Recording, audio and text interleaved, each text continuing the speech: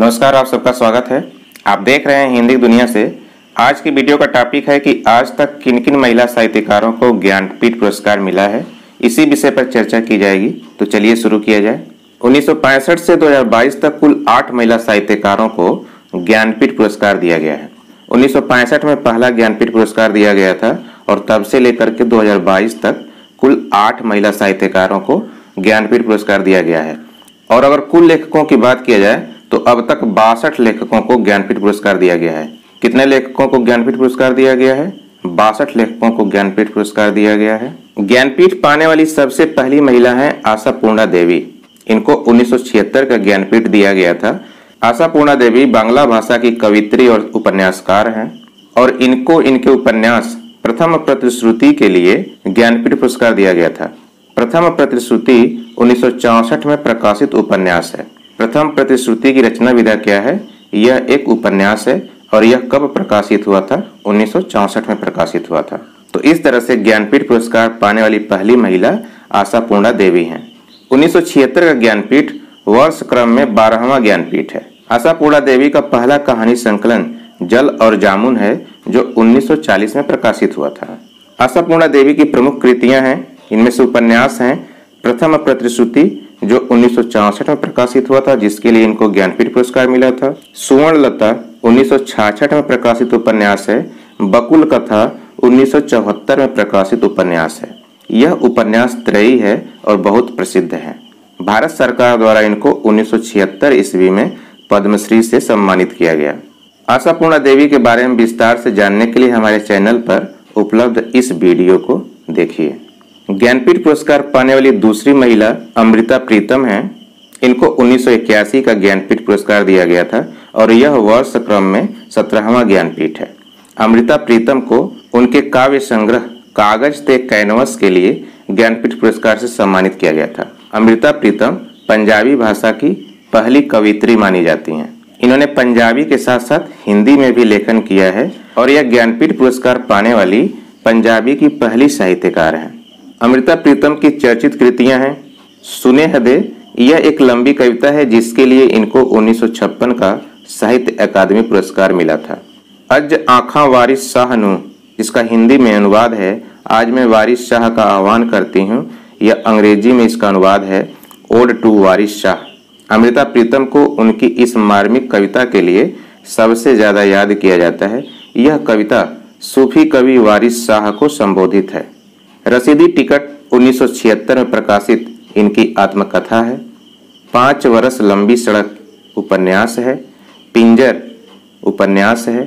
अदालत उपन्यास है। कोरे कागज उपन्यास है। 49 दिन उपन्यास है। सागर और सीपियां उपन्यास है।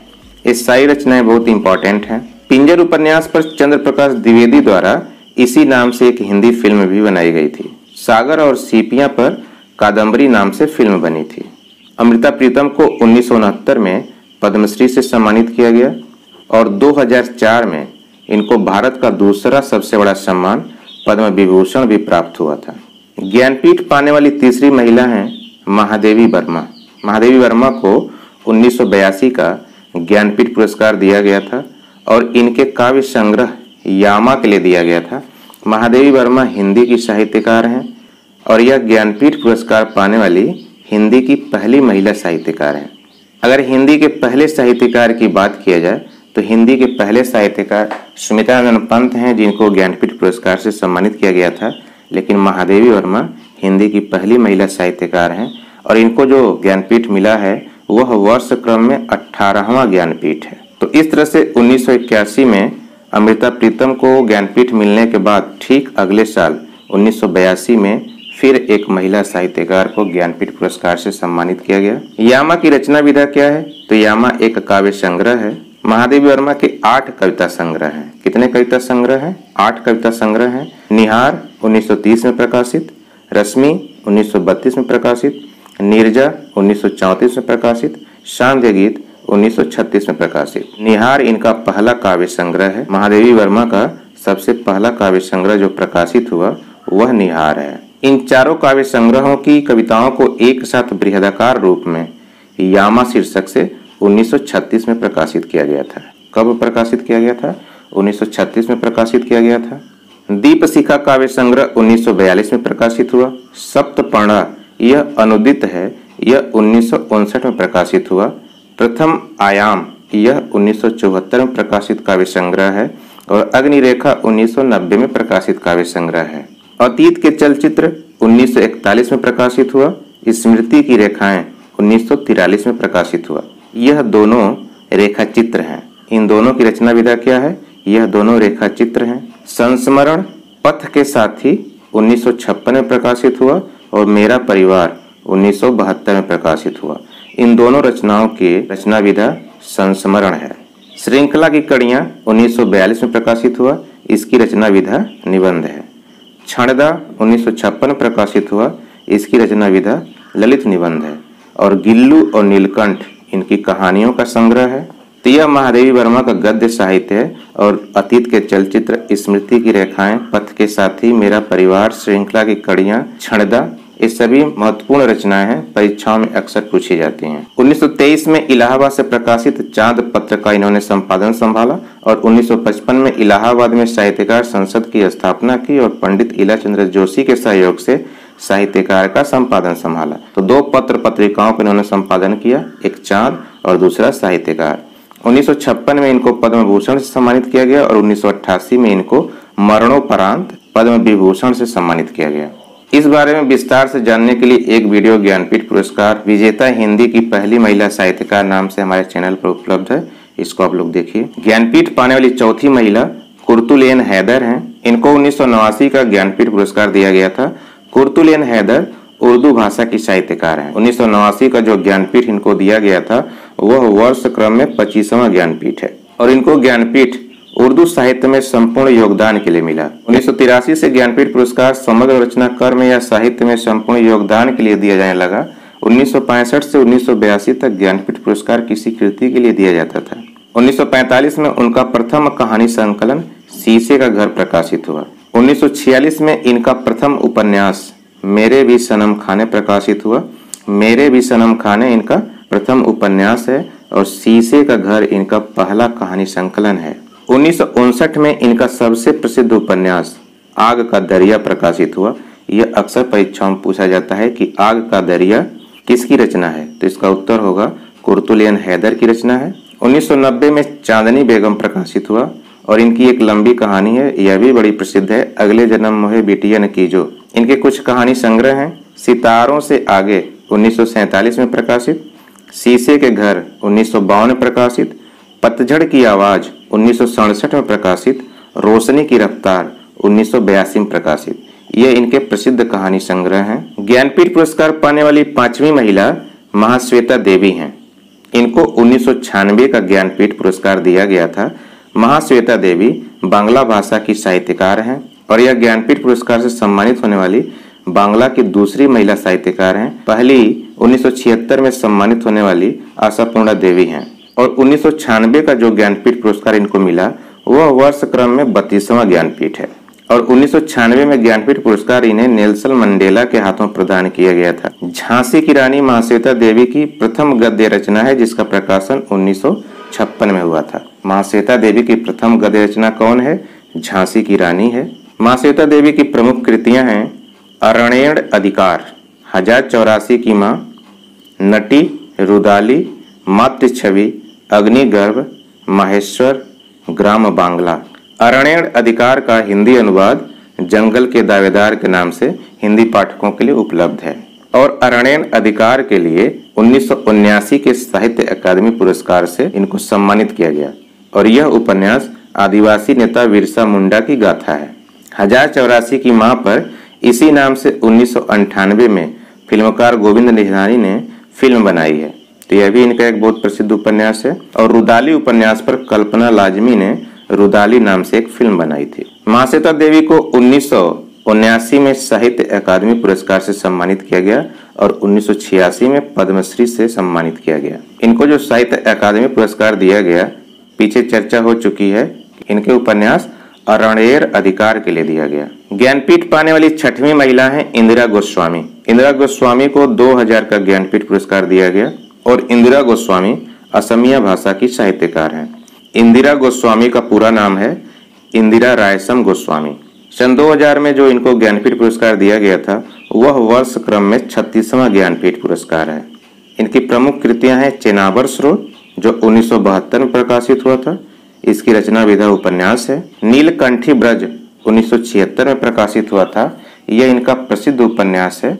अहिरण 1980 में प्रकाशित हुआ था और यह भी एक उपन्यास है। परीक्षाओं में अक्सर रचना विधा भी पूछा जाता है और सन भी पूछा जाता है, तो दोनों पे आप लोग ध्यान रखिए। मामरे धरा तरोवाल आरु दुखन उपन्यास 1980 में प्रकाशित हुआ था और इसके लिए इनको 1983 का साहित्य अकादमी पुरस्कार मिला था। इंदिरा गोस्वामी को 1983 का साहित्य अकादमी पुरस्कार मिला था और यह इनके उपन्यास मामरे धरा तरोवाल आरु दुखन के लिए मिला था। दोतल हाथियेर ओये खोवा हाउदा यह 1988 में प्रकाशित हुआ था।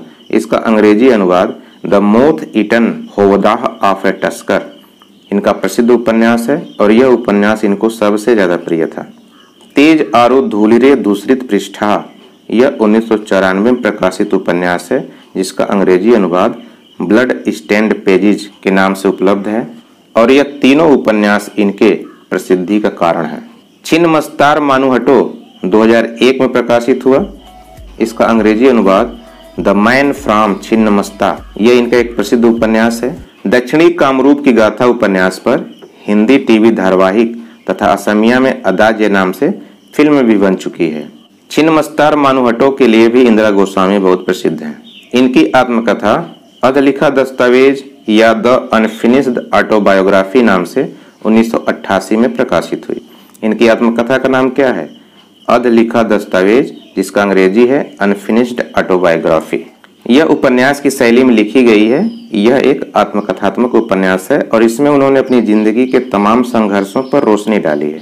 इनको 2002 के पद्मश्री पुरस्कार से सम्मानित किया गया।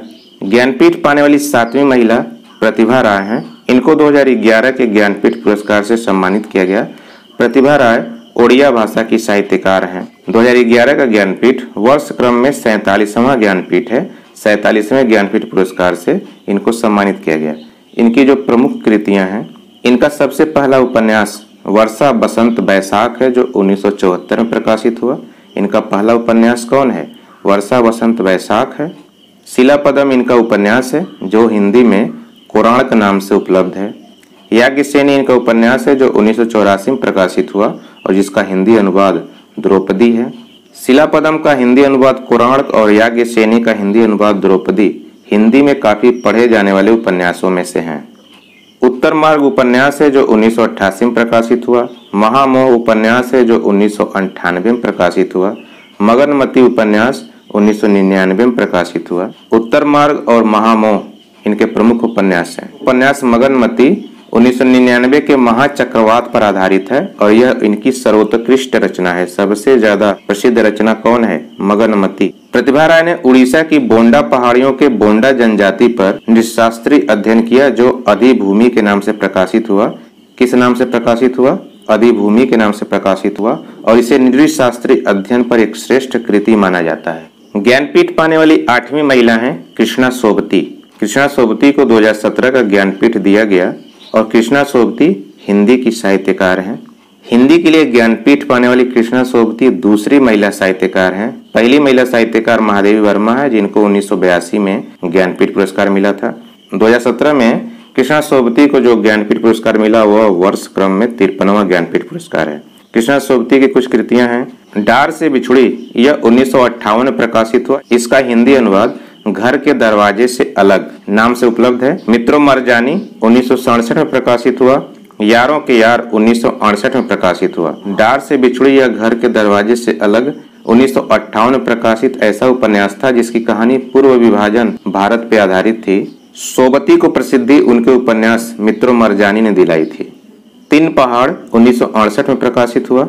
ऐ लड़की 1991 में प्रकाशित हुआ। सिक्का बदल गया, मेरी माँ कहाँ है। ये उपन्यास एक विशेष प्रकार की लंबी कहानियां हैं जो औपन्यासिक प्रभाव उत्पन्न करती हैं, इसीलिए इनको लंबी कहानी, आख्यायिका और उपन्यासिका भी कहते हैं।